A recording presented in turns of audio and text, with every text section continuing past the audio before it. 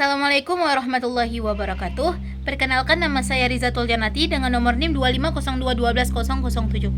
Pada pertemuan kali ini saya akan menjelaskan terkait studi kasus pada mata pelajaran algoritma dan pemrograman sebagaimana menjadi sebuah tugas sebagai penentu ujian akhir semester. Di sini saya akan menjelaskan beberapa studi kasus insyaallah, dan saya melakukan proses recording laptop.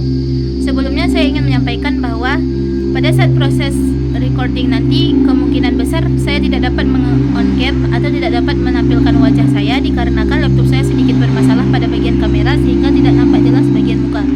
Jadi sebagai gantinya saya akan tetap record dengan menampilkan layarnya saja, namun pada bagian pojoknya saya akan memajangkan foto saya sendiri. Dan saya ingin menyatakan bahwa semua yang ada dalam video itu murni dengan suara saya tanpa suara orang lain. Sekian, terima kasih. Baik, bismillahirrahmanirrahim. Tanpa memperpanjang waktu, langsung saja kita masuk ke pusat pembahasan yang akan kita bahas.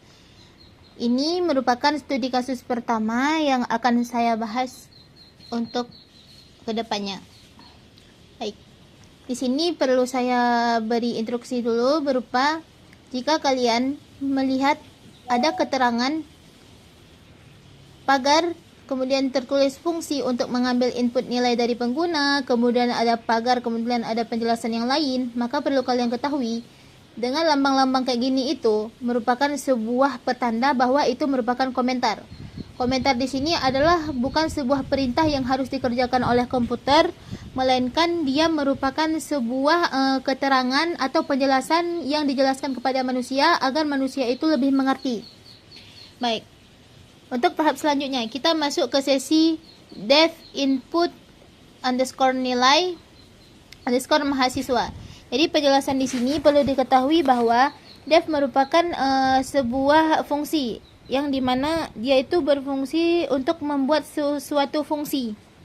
Jadi di sini dia mempunyai peran penting sebagai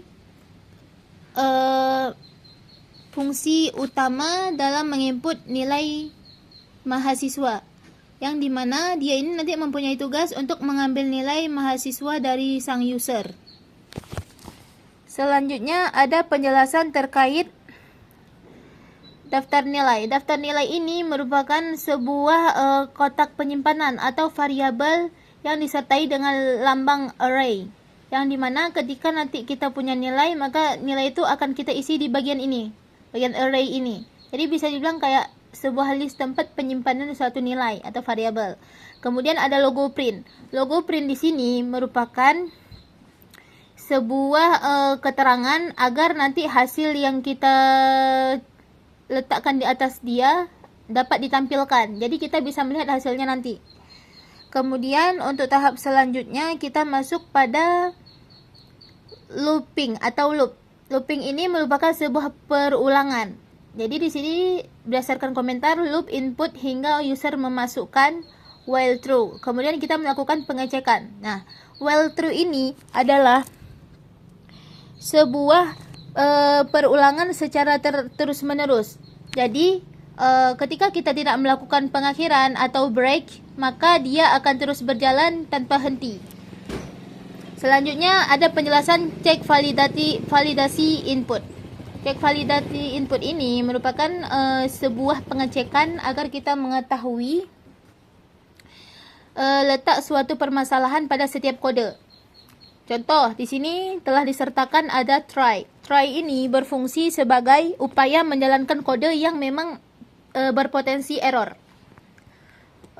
Untuk tahap selanjutnya, kita masuk kepada pengambilan input angka. Jadi di sini, pada proses pengambilan input angka, input kan memasukkan angka nih. Jadi pada proses ini, kita mencari tahu dulu nilainya dan cara menginput, memasukkan nilai, yang dimana kita di sini menggunakan tipe data float, tipe data dengan bilangan desimal. Lalu kita melakukan proses input atau masukkan nilai mahasiswa ke dalam daftar len. Nah, daftar len ini, len bisa dibilang sebagai singkatan dari length atau yang diartikan sebagai panjang atau jumlah data. Sedangkan daftar nilai di sini merupakan wishlist yang kita bilang variabel tadi, tempat kotak penyimpanan nilainya. Nah, jadi bisa dibilang fungsi dari len ke daftar nilai ini ialah dia itu bisa dipakai untuk mengetahui berapa banyak isi dalam list, berapa banyak isi nilai dalam daftar nilai ini. Baik itu secara list string, data, dan sebagainya. Selanjutnya masuk ke tahap Sentinel Value.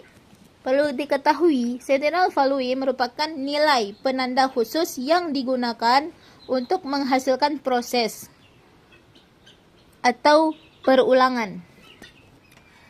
Jadi di sini kan kita melakukan sebuah perulangan nilai yang kita input nantinya.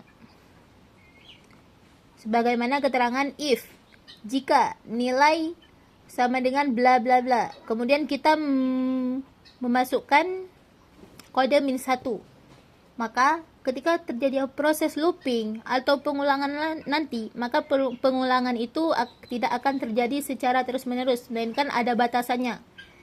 Dan diakhiri dengan break. Break ini bertujuan untuk apa yang kita masukkan nanti tidak berjalan terus-menerus tanpa henti. Jadi ketika ada break ini, pemasukannya itu bisa dikondisikan. Selanjutnya ada validasi range atau nilai. Validasi nilai yang dengan keterangan 0 sampai 100. Artinya di sini menjelaskan jika 0 lebih besar, lebih kecil dari nilai 100 dan 100 di bawah, dan keterangan nilai 100 kurang dari 0, maka di sini terjadinya proses append, yang dimana append ini berfungsi untuk menambah nilai ke list array. List array itu yang kayak kita bilang variabel tadi. Nah, di sini. Jadi list nilai itu akan diisi kepada daftar nilai append atau nilai yang telah ditambahkan dalam list.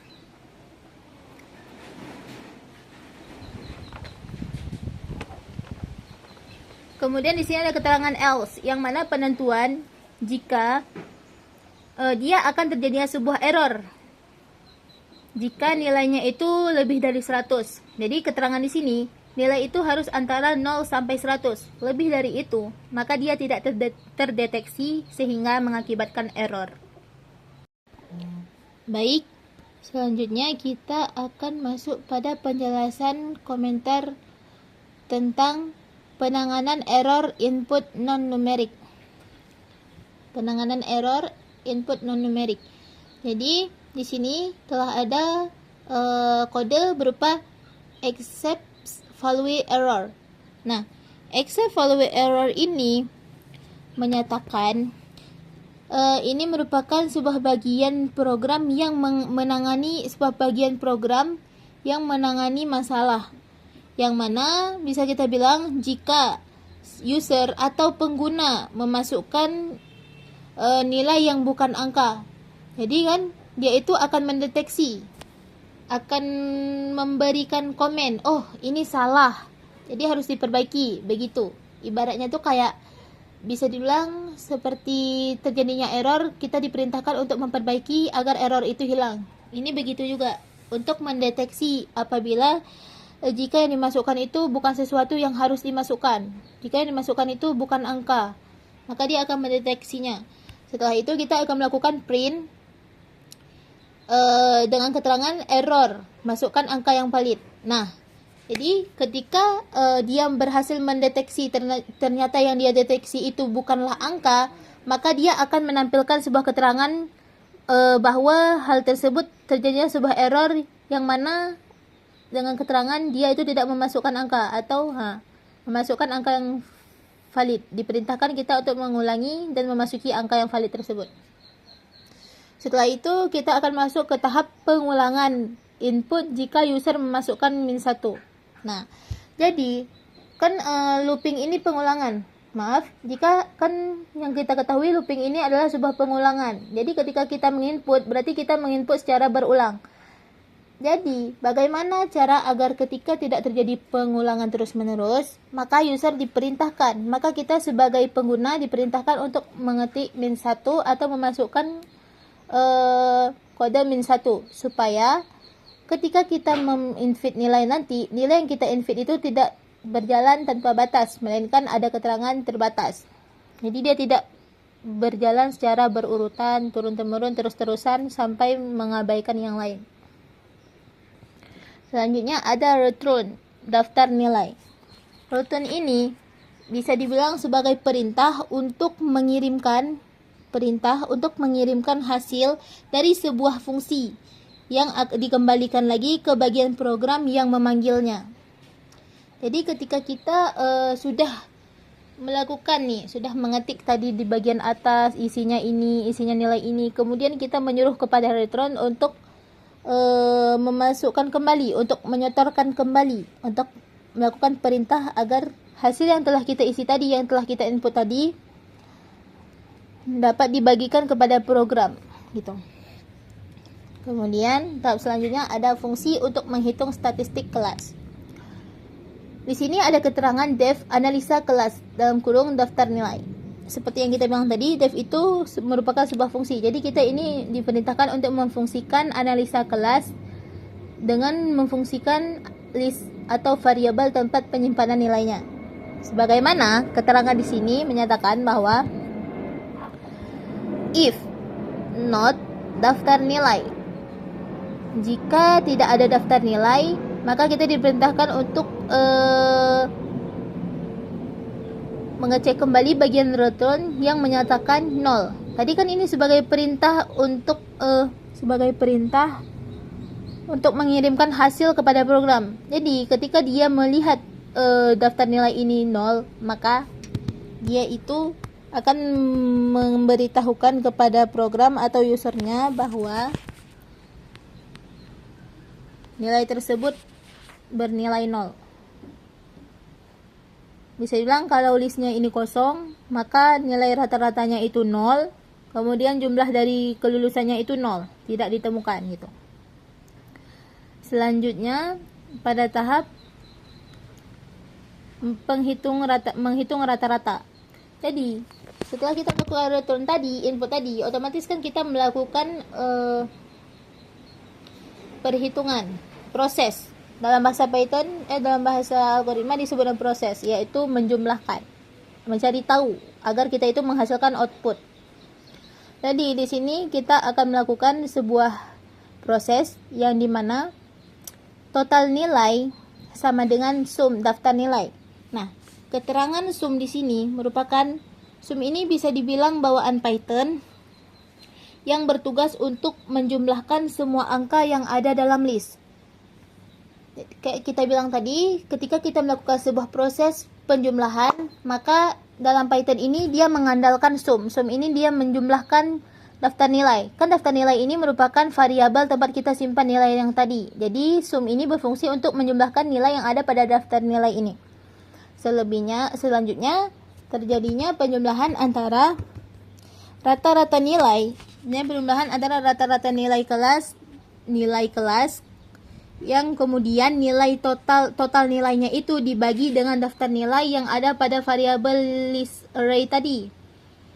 Sebagaimana di sini ada keterangan length atau length yang kita ketahui, yaitu berupa jumlah data yang dipakai atau seberapa banyak data yang ada pada list tersebut. Nah, jadi kan di sini rata-rata sama dengan total nilai dibagi. Ini garis miring ini berarti dibagi dengan jumlah daftar nilai yang ada pada list tadi. Sehingga keluarlah keterangan baru yang mana list array comparison bagi filter untuk mencari yang dimana jumlahnya itu lulus. Keterangan di sini inisialisasi variabel untuk menghitung mahasiswa yang lulus masih 0 karena kan ini belum kita input nilainya tadi. Jadi keterangan di sini mengatakan bahwa nilainya itu masih 0 gitu. Nah, kemudian kita masuk kepada tahap hitung jumlah yang lulus. Di sini telah diberi komentar berupa hitung jumlah yang lulus. Berarti kita akan menghitung siapa saja yang lulus, berapa saja yang lulus. Dengan keterangan ia akan lulus kalau nilai dia itu lebih besar sama dengan 60. Jadi dikatakan for untuk jumlah nilai dalam daftar nilai jika dia itu nilainya itu lebih besar dari 60, maka berarti dia lulus, dinyatakan lulus, atau orang itu dinyatakan lulus. Kemudian berkomentar lagi, kita bermain secara logika percabangan. Logika percabangan untuk menentukan lulus atau tidak. Nah, kan kita masalahnya nih nggak tahu siapa aja yang lulus, karena kan kita belum melakukan pengecekan dalam daftar nilai, dalam variabel nilai ini. Jadi kita itu menggunakan metode if. Sebagaimana if dengan keterangan, if jika jumlah nilai lebih besar daripada 60, maka dia dikatakan lulus. Maka berarti telah adanya satu orang yang lulus. Kemudian sebaliknya, jika kondisinya tidak terpenuhi, jika kondisi if ini tidak terpenuhi dengan persyaratan ini tidak terpenuhi, maka dia dinyatakan tidak lulus, maka dia tidak perlu dihitung. Jadi maksudnya gini, kan di sini diberikan keterangan bahwa jika dia memiliki nilai lebih besar dari 60, maka orang itu dinyatakan lulus. Berarti kalau dia tidak memiliki nilai 60 ini, atau bisa dibilang di bawah dari 60, atau bahkan di bawah lagi dari 10, berarti dia itu dinyatakan tidak lulus. Maka kita itu tidak perlu mencari tahu lagi, karena kita sudah mengetahui, sudah dapat mendeteksi bahwa oh dia di bawah 60, di bawah 10, berarti dia itu sudah termasuk nggak lulus, nggak usah berpikir panjang lagi gitu. Nah, kemudian diperintahkan sama ratulan ini terkait rata-rata sama jumlah yang lulus. Nanti dia akan memerintahkan kepada pemrograman sebagaimana ketika dia diperintahkan untuk memanggil nilai ini tadi. Jadi dia akan memberikan nilai ini kepada pemrogramannya. Baik, selanjutnya ada main program utama. Ketemu lagi dengan def. Def di sini yaitu sebuah fungsi yang memfungsikan main. Main di sini adalah pusat jalannya suatu program. Jadi ketika kita ingin mengetahui hasil dari program tersebut, dari penjumlahan tersebut, maka kita melakukan sebuah proses penjalanan dalam sebuah program agar kita dapat membuahkan hasil, agar outputnya itu keluar. Kalau programnya tidak dijalankan, otomatis hasilnya tidak keluar gitu.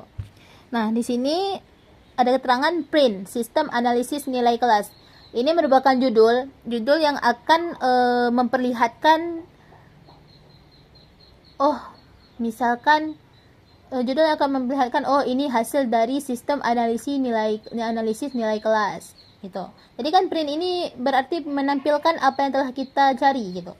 Menampilkan. Selanjutnya, ini ada beberapa metode langkah-langkah. Di sini ada keterangan komentar. Langkah yang pertama, memanggil fungsi dari input berupa data kelas sama dengan input nilai mahasiswa.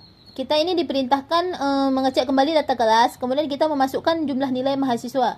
Kemudian pada langkah kedua kita menampilkan data mentah. Data mentah di sini dalam arti data yang memang nilai asli yang belum kita jumlahkan. Yaitu berupa kita ini melakukan proses penggabungan nilai dengan teks atau variabel secara mudah gitu. Jadi kita ini melakukan penggabungan nanti antara data nilai dengan data kelas. Bisa dibilang mungkin mengondisikan, jika dia kelasnya di kelasnya bagus ya berarti nilai dia bagus gitu, ada keaktifan gitu kan. Ini begitu juga. Kemudian ada langkah ketiga, menganalisis logika dengan keterangan dengan komentar lens data kelas untuk memastikan ada data. Len di sini seperti yang kita ketahui tadi itu bisa diartikan sebagai jumlah data yang dipakai untuk mengetahui berapa sih banyak data isi dalam list ini, berapa sih banyak jumlah nilai dalam list ini. Jadi kita menggunakan keterangan panggilan kepada lens. Sebagaimana if jika jumlah data kelas lebih dari 0, maka rata-rata dia akan lulus. Sebagaimana kelulusan ini akan terdeteksi pada analisa kelas, yaitu pada data kelas. Kemudian kita diperintahkan untuk menampilkan hasil dari analisa kita tadi berdasarkan analisis kelas tadi. yang dimana di sini kita akan melakukan proses print jumlah dari hasil analisis, kemudian kita akan print jumlah mahasiswanya berapa dengan jumlahnya dengan disesuaikan dengan jumlah data kelas. Kemudian kita akan ngeprint rata-rata kelas, yang dimana rata-rata kelas ini dengan kode titik 2F ini merupakan 2 angka di belakang koma dengan nilai rata-rata yang menyertakan 2 angka di belakang koma. Makanya di awal tadi kita diperintahkan untuk menggunakan float, karena float ini merupakan bilangan desimal yang berkoma. Karena kan nilai rata-rata otomatis menggunakan koma. Nah, ini pemanggil komanya gitu. Kemudian kita diperintahkan untuk print jumlah lulus per orangnya itu berapa gitu. Kemudian kita juga akan ngeprint jumlah yang tidak lulusnya berapa. Dengan keterangan kita mengecek kembali data kelas, kemudian dikurang lagi dengan berapa orang yang lulus gitu. Kemudian berbanding terbalik, jika tidak ada data yang diinput, maka otomatis tidak ada nilai yang diketahui gitu. Berarti di sini kita diperintahkan untuk print juga tidak ada data yang diinput. Berarti yang tidak ada data yang diinput ini nanti akan menjadi bagian yang berarti dia itu ibaratnya tidak ada nilai. Ibaratnya kalau dia itu kuliah tapi dia tidak mengumpulkan tugas, maka otomatis nilainya kosong. Sehingga tidak ada data yang dapat diinput untuk dia. Jadi nilai dia itu nggak ada gitu. Dan yang terakhir ada komentar tentang panggil fungsi main jika file dijalankan langsung. Nah, fungsi main jika file dijalankan secara langsung. Berarti di sini kita akan memanggil, nanti kita akan mengetes memasukkan angka-angka nilai berdasarkan yang telah diperintahkan, yaitu 0 sampai 100. Dan kita akan mengetes juga angka-angka yang lebih dari 100. Apakah hasilnya? Mari kita lihat sekarang. Jadi di sini kita itu nanti akan melakukan sebuah pengecekan. Kita akan melakukan run, jalan untuk menjalankan sistem. Apakah hasil yang dari kita buat tadi itu sesuai atau tidak gitu. Nah, selanjutnya karena kita tadi telah membuat seluruh kode-kode, kemudian kita memasukkan nilai mahasiswa berdasarkan data dalam array dan sebagainya. Sekarang kita akan melakukan pengecekan apakah nilai yang kita masukkan tadi berpotensi error atau berhasil. Tadi untuk menjalankannya kita akan masuk ke sesi run. Run ini bentuk menjalankan kode. Nah, di sini telah ada keterangan sistem analisis nilai kelas sebagaimana telah kita lakukan pada proses print tadi. Nah, hasil analisis maka dia akan dibawa ke sini. Di sini kita diperintahkan untuk memasukkan nilai ketik -1 untuk berhenti. Karena kita tadi sudah ketik -1 di atas, maka kita tidak perlu ketik lagi -1. Kita di sini hanya mengetik nilai yang ingin kita ketik. Misal nih, kita ingin memasukkan nilai sebesar 75. Kita enter. Nah, hasilnya langsung keluar kan? Jadi, ketika hasil ini keluar, fungsi dari -1 ini adalah dia membatasi keluarnya. Jadi ketika kita ketik hanya 75, maka 75 saja yang keluar, tidak 75, 75, 75, 75 dan sampai seterusnya.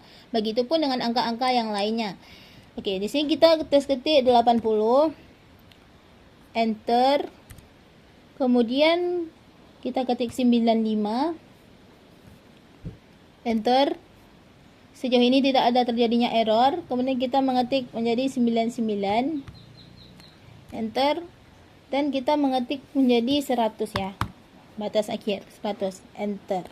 Nah, ini merupakan hasil dari proses kita menginput nilai dan dengan masing-masing keterangan yang menyatakan jika nilainya itu 0 sampai 100, maka dia tidak akan terjadinya error. Dia akan mengcopy sama program ini, sama web ini, sama komputer ini. Dia mengcopy kalau dia ini nggak error karena nilainya itu sesuai dengan arahan dari 0 sampai 100. Tapi bagaimana jika sebaliknya? Oke, sekarang kita akan tes jika lebih dari 100 ya. Nah, di sini kita akan menjalankan sistem kembali dengan run. Kemudian kita akan memasukkan nilai yang lebih dari 100 atau kurang dari 60. Tapi kita tes yang lebih dari 100 dulu ya. Baik. Di sini saya akan ngetes nilai misal 110. Nah, kita enter, kita kasih jalan. Di sini langsung menyatakan error. Nilai harus antara 0 sampai 100, tanda seru, tanda perintah. Berarti sangat jelas menyatakan bahwa jika kita memasukkan nilai lebih dari 100, dari 100, maka dia akan memberikan keterangan kalau dia ini error gitu. Begitupun untuk nilai-nilai lainnya. Oke, mari kita tes untuk misalkan nilainya itu 101. Nah, akan keluar error juga. Sekalipun yang lebihnya itu cuma sebiji, cuma satu angka, maka dia akan terhitung error. Coba ya kita tes yang 60. Di bawah 60 misalkan 10. Enter. Nah, kalau yang 10 bisa 15.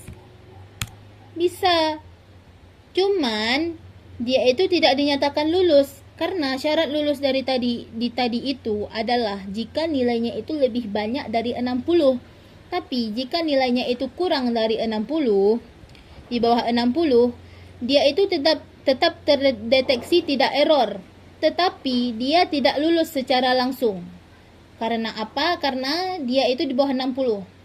Sedangkan di sini tadi jika lebih dari angka 100 yang telah ditentukan, dia terdeteksi error gitu. Nah, begitulah kira-kira.